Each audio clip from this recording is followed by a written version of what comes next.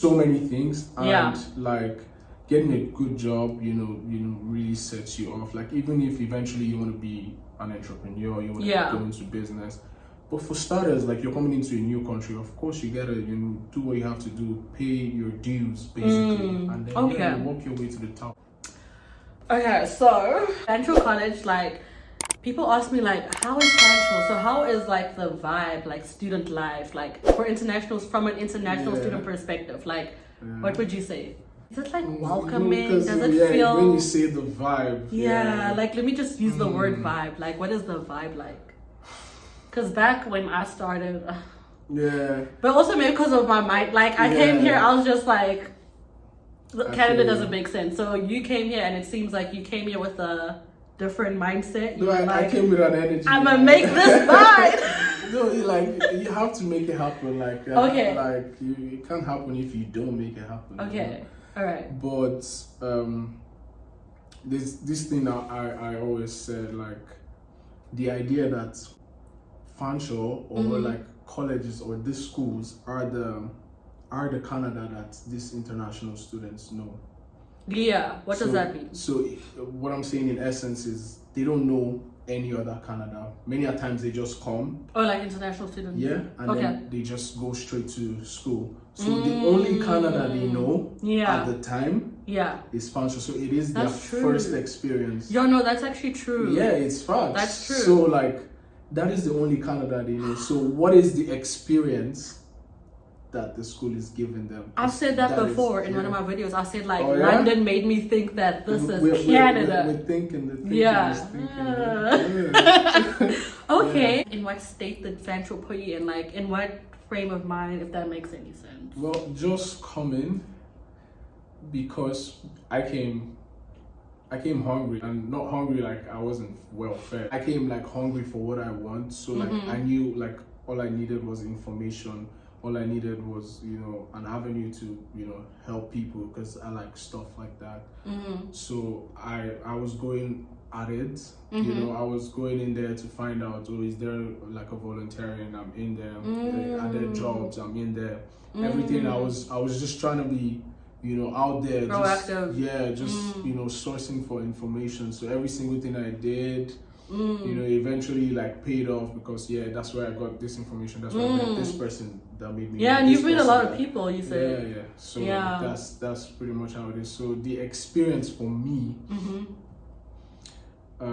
it was welcoming. I would say because because I went out there. And, you put yourself out there. I put myself out there, and I'm a nice guy. So actually, Peter was part of the FSU, like our previous guest. How did you do that? And like how it was like you came here so soon, like a year ago, and you were already part of the FSU. I didn't even know it could work that way.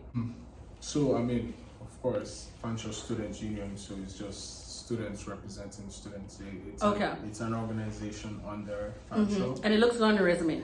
Just saying.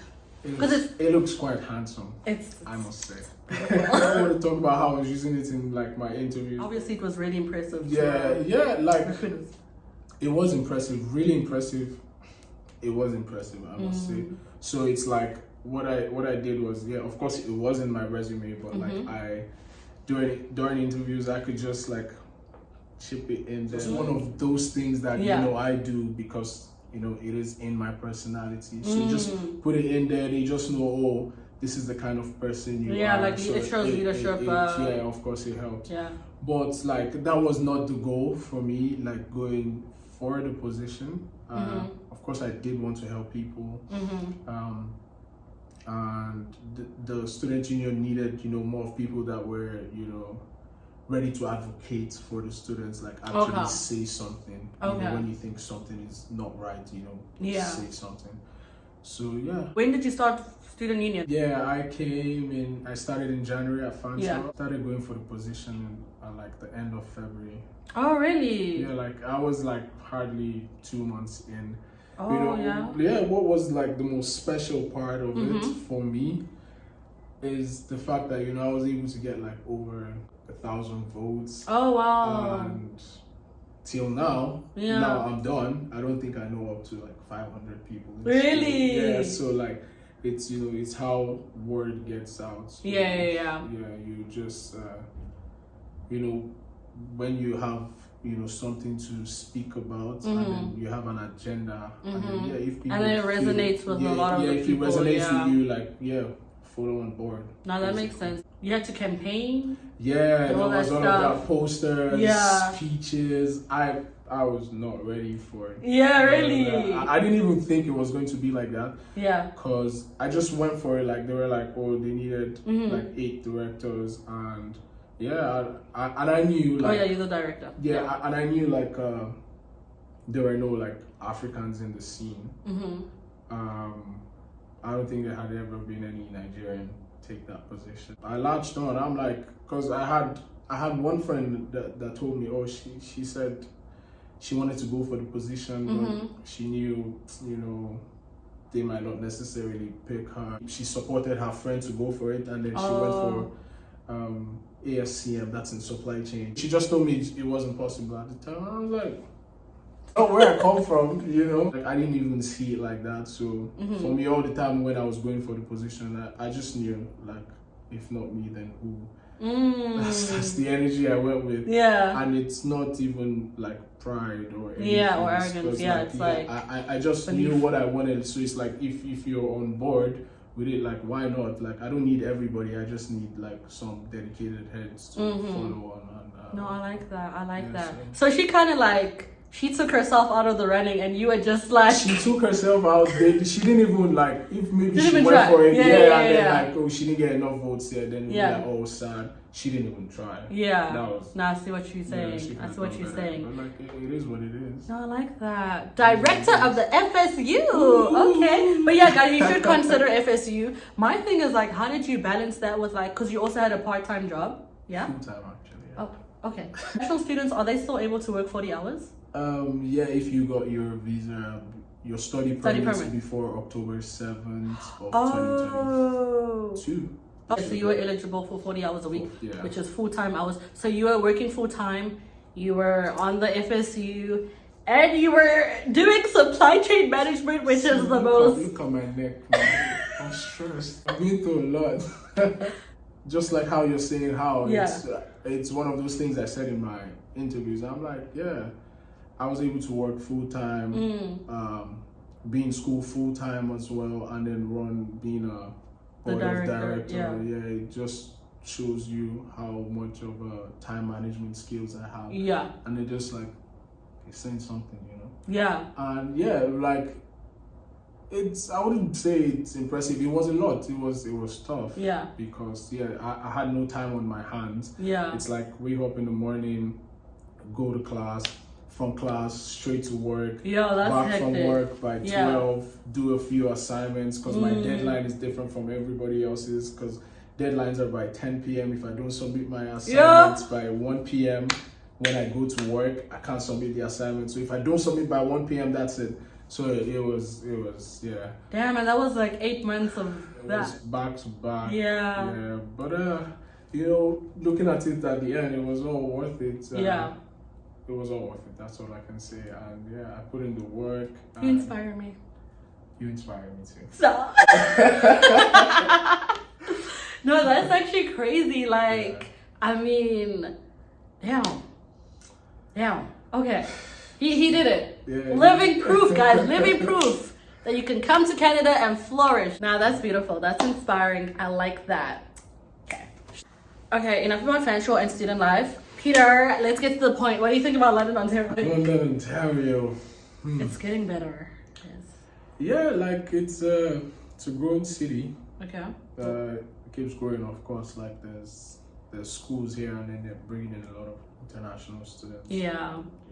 It's expanding. They're the movers and shifters of the economy, mostly, and that's just on facts. It's not the city for vibes. If you're Nigerian, it's not bad because there's a lot of Nigerians. Yeah, there's a lot of Nigerians. And there's a whole lot more that just came like of recent. September intake. I saw the numbers. It's a growing number, so it's good.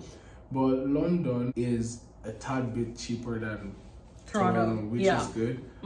But it's not necessarily cheaper because people just make it seem like, oh, Toronto is like so expensive, and then London is like so cheap. So it's like Toronto is like so expensive, London is expensive. Yeah, you know, it's just a tad bit cheaper. Like relatively cheap. Yeah, it's not that far apart. Okay. I think just the transportation is a bit higher. Yeah, at the end of the day, London is it's just a student city at the end of the day. Like, yeah, but I think it's just a part of London because, like, I've been to other parts of London, like, of recent, and like, yeah, it doesn't feel studenty. That's actually true. Yeah, like, you go to some other parts, and it's like a different vibe. I feel like the areas near Western and Fanshawe, it feels student. Oh no, it's a student city, but then like there are parts that don't feel student city. They are developing a lot of like high end. I don't even know how to like put it, like rich areas, like like West 5 soft life areas. Okay, so there are areas that aren't so that is nice, and there should be more of those like going forward, because like that's the only way they can keep people to stay, because people just come in school and then leave. You know, because the jobs, that's another story, because the jobs aren't like readily available. There are jobs, but there's so many people, so people have to get jobs outside time. Some of them just don't get, some others get outside of town, and it's like really tough. Like I see people working in places like Woodstocks and Thomas, like I even work a little bit outside of London. It's not pretty. It's not pretty. So. Just to wrap it up, as I just said, what advice would you give to people that are considering moving here to study, to work, to just come and just basically studying here in Canada or at Fanshawe College? Like, what advice would you give them? Studying in Canada is great. You know, studying is great. First of all, studying in Canada is great. It's expensive. It is expensive, especially for international students. But there's sort of a guarantee, you know, of a pathway, depending on like your experiences or like your course of study or what you're interested in. So that is great. There's nothing better than having a guarantee. That means you can actually plan a future. For me, I'm someone that likes to plan, so I like to know that, oh, okay, it will take me this amount of time to get here. From here, I get here, and you know, so I like to know that. I don't like to leave it to chance. I have a plan. I like to have a plan and then stick with the plans. Okay, so your advice is basically like you need to have a plan coming here. No, I agree. Yes, of course. Because I'm gonna be real, like lose your way. Yeah, like I came here and I was just like, oh, I'm just going to Canada, and nobody gonna find you. You will lose your way. Yeah, no, that's true. And like you could make like a mistake that might really, really cost you. Yeah. Because like immigration rules are tricky. Yeah. You know, so many underlying messages here, and there's so many misinformation, you know, online, on YouTube, everywhere. So like if you have a plan and then you're studying, you're doing your research, nobody would be able to, you know, put you in the wrong direction. If you don't have a plan, then you listen to what everybody says. So you hear this information and then you hear the next one and then you discard the last one and then go with the next one, and then you keep going like that, you're definitely going to get lost, and like it's not going to be pretty. So you need to have a plan, have like 2 pathways in mind or 3, literally, you know, that you're working on. You're like, oh, okay, if you know, express entry doesn't work, maybe Canadian experience class might work, you know, maybe PNP. If you want to stay here long term, you need to know, like, start looking at the different pathways. Leave agents alone. Tell agents. I mean, yes and no. As well. Like you can. Thing is, if you then choose to use an agent, then you become lazy. You don't want to research. You just want, what your agent tells you to do, that's what you do. Yeah, and you're just gonna take everything they say. If you put it in your hands, of course you're gonna do research, like, and then you get information for yourself, and then you get firsthand, new information because it changes. So your agent is not going through what you're going through, so they might not necessarily be checking, what's happening. And there are so many other clients. Because so it doesn't really matter to them. And then some issues are specific to you. So if you don't do the research for it, you might never really know. Yeah, no, that's true. Yeah, do your research. So try to do it on your own. Yeah. If you need an agent eventually, that's also okay. But do your research. Like know your stuff, so you don't get thrown here and there. Know your stuff. I like that. I would. That's the advice I would. Biggest mistake I made was not having a plan, like a pathway plan. Yeah. I just came here saying I'm gonna study Vibes, and I'm just gonna vibe and I'm just gonna do Canadian experience. It's not that easy. It's not that easy. But Peter, I want to thank you. This episode was fire, okay? You dropped a lot of gems, and I really appreciate that. And I'm sure the people that watch this video, I'm sure they'll find it really helpful and valuable. Thank you so much. Thank you for having me. Thank you, Peter. I had a good time, actually. I'm gonna leave his detail. We'll see. You guys do too much sometimes. But anyway, guys. Thank you so much, Peter. It was nice, it was fun. You had fun? That's good. I'm glad to hear that. But guys, thank you so much for watching. I'll see you in the next video. Like and subscribe, share with your friends, your auntie, your side chicks, sneaky links. You know the vibes. Okay. Alright guys, I'll see you in the next video. Bye. Bye guys.